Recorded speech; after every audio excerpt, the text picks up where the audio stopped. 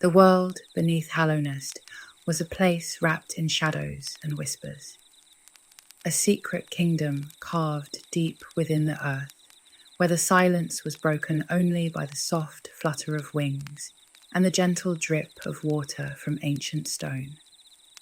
But before any of that, before the glowing fungi, the bustling bug cities, and the echo of distant footsteps, there was a quieter, darker story waiting in the depths.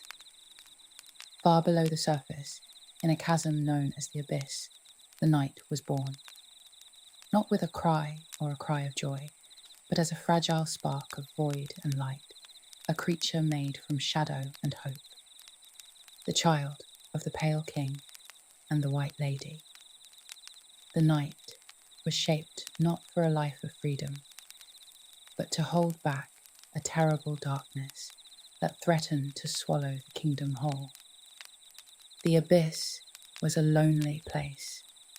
It stretched endlessly beneath Hallownest, filled with the hollow shells of vessels, creatures designed by the pale king and white lady to be perfect prisons. These vessels had no mind, no feelings, and no pain. They were empty, made only to seal away the radiance's infection, a creeping sickness that infected dreams and turned bright minds into lifeless husks. The night was one of these vessels, but unlike the others, it was abandoned in the depths. It was not the chosen pure vessel, and so it was left behind, wrapped in silence and shadow, waiting for a time that only fate could decide. Long before the night's quiet birth, the Pale King had come to Hallownest in a form both majestic and mysterious.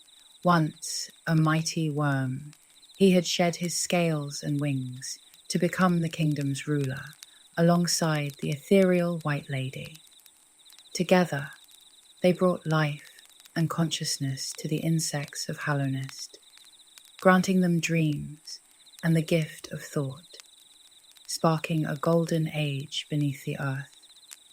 But high above, in the fading light, the radiance watched. Once the goddess of light and dreams for the moth tribe, she had ruled with a brilliance that warmed the night. But as the Pale King's influence grew, the moths forgot her, their worship shifting away. Cast aside and forgotten, the radiance's wrath grew fierce. She seeped into the dreams of her former followers, twisting them with a glowing infection that drove the bugs mad, turning the kingdom's light into creeping shadows. To fight this spreading darkness, the Pale King and White Lady created countless vessels infused with void, empty shells meant to hold the radiance's power without mind or feeling. Among them, the hollow night was chosen and raised in the Pale King's palace, sealed within a black egg. It was the perfect prison, designed to lock away the radiance forever. For a time, the kingdom was safe. 3 dreamers, sacred guardians, stood watch over the hollow night's seal, keeping the radiance trapped in endless sleep. But even the most perfect plans can falter. Over time, the Pale King's bond with the hollow night grew. An unexpected spark of emotion kindled within the vessel, a crack in the perfect void. The radiance sensed this weakness and fed on it, corrupting the seal and letting the infection resurface like a dark tide. Shame and sorrow weighed heavily on the Pale King and White Lady. Their perfect vessel had failed. The infection surged through Hallownest, flooding the kingdom with madness and despair. Deep within the abyss, the night awoke. Guided by quiet yearning, or perhaps destiny, it climbed from the shadows into the ruined kingdom above. With only a broken nail to defend itself, the night began a lonely journey. A journey to mend the shattered seals, face the corrupted hollow night, and confront the radiance once more. Though born a failure, the night carried the hopes of countless lost siblings and the dreams of a broken kingdom.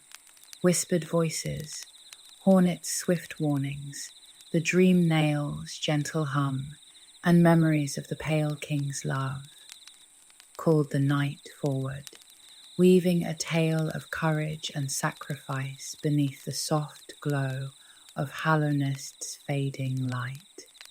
In the darkness, even the smallest vessel can bear the greatest light. The abyss was a world apart, endless and silent. The air was thick with shadows, and the faint glow of void rippled like gentle waves on a still lake. Among the husks of forgotten vessels, the night rested, a fragile spark waiting to be kindled. The vessels were made to be empty, to hold no pain, no will, no thought.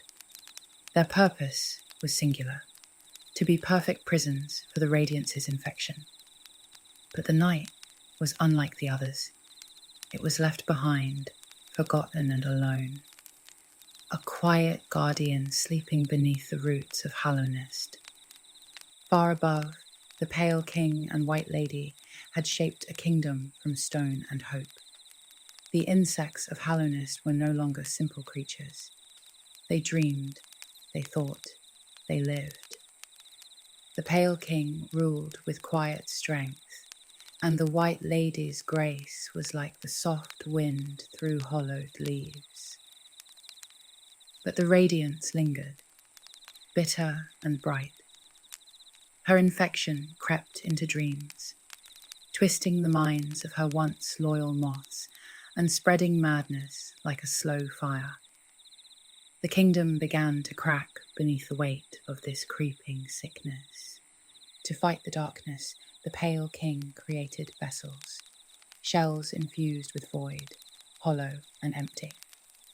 Among them, the hollow night was chosen, raised in the palace, and sealed within a black egg. It was meant to be flawless, unfeeling, eternal.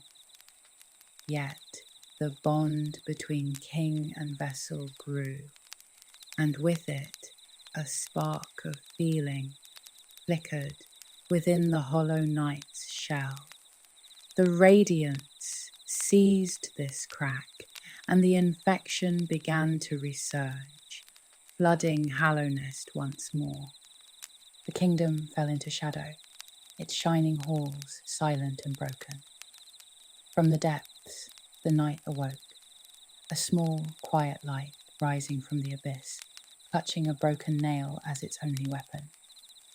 The path ahead was dark and uncertain, but the night moved forward with gentle determination, a flicker of hope in the gathering gloom. Beneath the ruined halls of Hallownest, the echoes of the pale king's dream still lingered. The dreamers, sacred and silent, guarded the seals, their presence a faint glow in the darkness. But the infection was patient. It crept through cracks and shadows, twisting minds and breaking wills. Friends turned to foes. The kingdom trembled under the weight of its sickness. The night moved through the silence, carrying the burden of lost siblings, vessels who had failed and faded into oblivion. Gentle voices reached it in the dark.